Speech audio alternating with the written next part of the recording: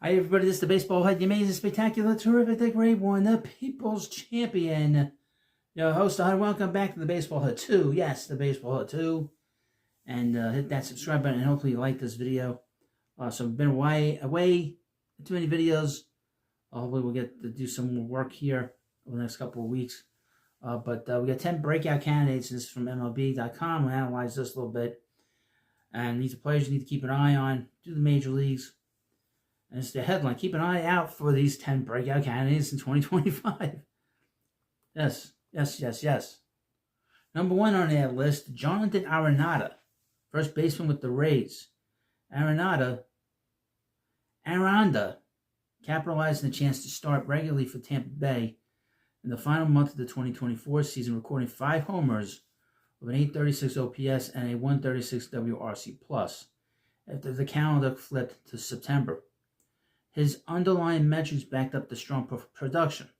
He ranked 19th in barrel rate and tied for 25th in expected WOBA among the 183 players with at least 75 plate appearances in that span.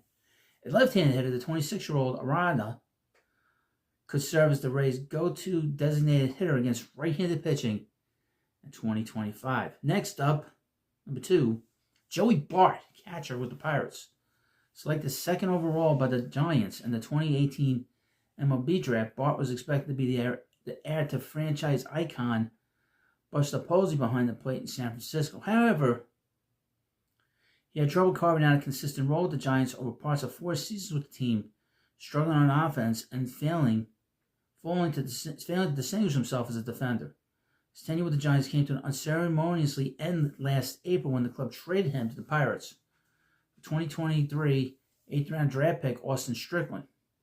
Bart, though, found new life in Pittsburgh, posting 13 homers with a .799 OPS and a .121 WRC+ over 282 plate appearances, while splitting playing time with veteran Yasmani Grandal. The 28-year-old still needs to prove himself on defense, but with Grandal a free agent, he's about to receive the biggest opportunity of his career. Now, sometimes players just need an opportunity, a second life. And maybe there was just a lot of pressure with him being a number 2 pick overall. And being the sort of heir apparent to an iconic player like Buster Posey, that's going to put a lot of pressure on a young guy. So maybe he just needs a change of scenery. Number 3, Osvaldo Bido, starting pitcher with the A's. And a year when Brent Rooker, Mason Miller, Lawrence Butler, Shea Langoniers, and J.J. Bidelay all made significant strides for the A's, it was easy to overlook Bido's success.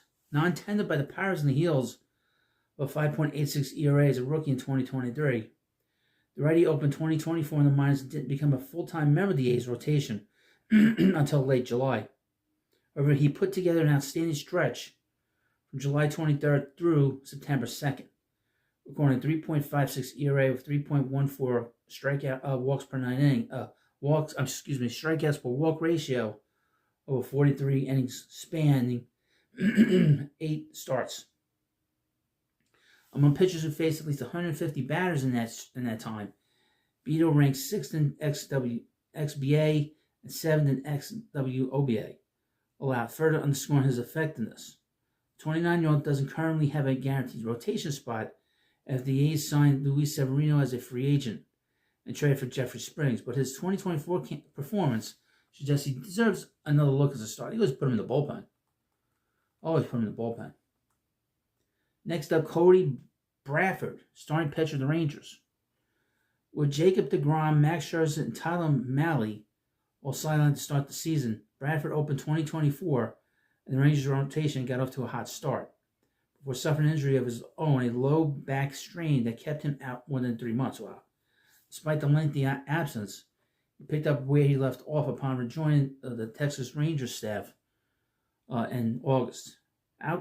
Overcoming mediocre stuff with pinpoint control, soft toss and lefty finished the season with a 3.54 ERA over 76 in the 3rd innings.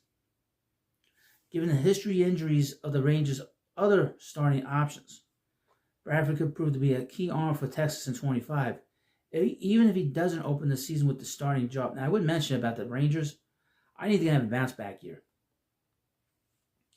because they have obviously Nathan Eovaldi's back. He's going to be there for a few years.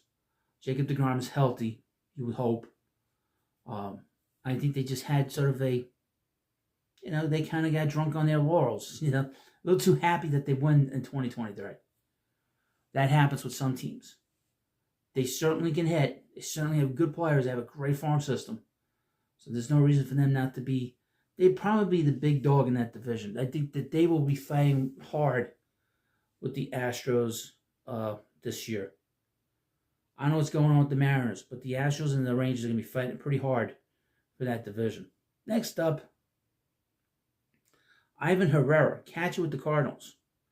The Cardinals got their first extended look at Herrera in 24 when starting catcher Wilson Contreras spent significant time at DH and also made multiple trips to the injured list due to a fractured left arm, which was fractured by J.D. Martinez at Citi Field. And I think it was in St. Louis. And fractured right middle finger, which ended his season in August.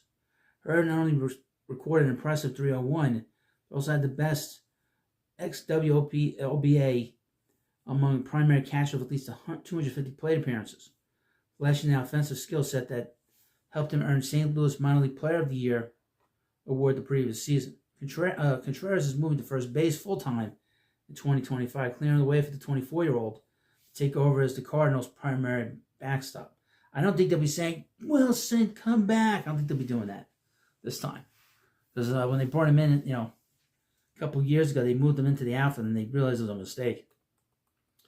Next up is the starting pitcher with the Nationals, DJ Hurts.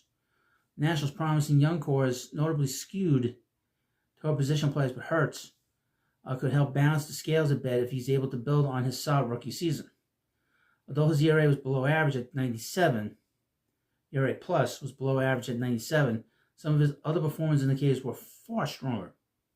Hurts' four-seam fastball was particularly impressive, generating plus 9 run value with the third highest whiff rate among starting pitchers, behind Ryan Pipio and Garrett Crochet, although the Nationals re-signed Trevor Williams and Michael Soroka and Shinosuke Ogasawara in free agency this offseason. I guess that we call him Ogie. That's the easiest way to say it. And Hurts should get a chance to retain his starting spot in 2025. Next up, Garrett Mitchell, outfielder with the Brewers. Injuries have stalled Mitchell's attempts to cement himself as the Brewers' starting center fielder over the past 2 seasons. After missing most of 23 with a left shoulder subluxation, Mitchell fractured his left index finger last spring and didn't make his 2024 debut until July 1st. However, he posted impressive numbers after returning from the injured list, recording 8 homers, 11 stolen bases, over 224 plate appearances, while also providing plus defense in center. Strong performance helped the crew overcome the loss of Christian Yelich to a season-ending back injury in late July. Yelich is expected to be healthy for opening day, but star shortstop Willie Adames and his departure as a free agent has left a gap in Milwaukee's lineup. Mitchell is one of the young players the Brewers will be counting on to step up as they look to replace Adames' production in 2025. The Brewers will be fine. They run really well. They always seem to bounce back on their feet. First baseman outfielder with the Diamondbacks, Pavin Smith. With Christian Walker entrenched at first and Jock Peterson serving as the D-backs starting DH against right-handers, the left-handed hitting Smith found himself without a clear path to playing time in 24. He made the most of his limited opportunities, however, recording 896 OPS with 9 home runs, 3 of them coming in an 8 RBI performance against the Astros on September 8th. Smith had a sterling 395 XWOBA. Behind those numbers, combined a 14.7% barrel rate with a 19.6 strikeout rate and an 11.4 walk rate. Peterson's departure in free agency has cleared the way for Smith to step into the role the former filled last season, which afforded him 449 plate appearances. Next up, Matt Wallner, outfielder with the Twins. This is what happens, you don't read this first. The Twins have yet to fully commit to Wallner as an everyday player, but that could change in 25 with right field now open following the departure of Max Kepler, who signed with the Phillies. The 27-year-old has hit 254 with 27 homers and 515 plate appearances over the past 2 seasons. That's not bad.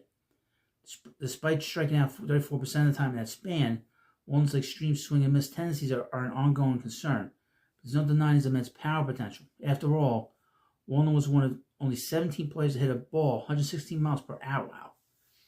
And he posted the 13th highest hard hit rate and 6th highest barrel rate. This might be the guy for the year. Next up, another guy that could be another guy for the year, James Wood, the Nationals.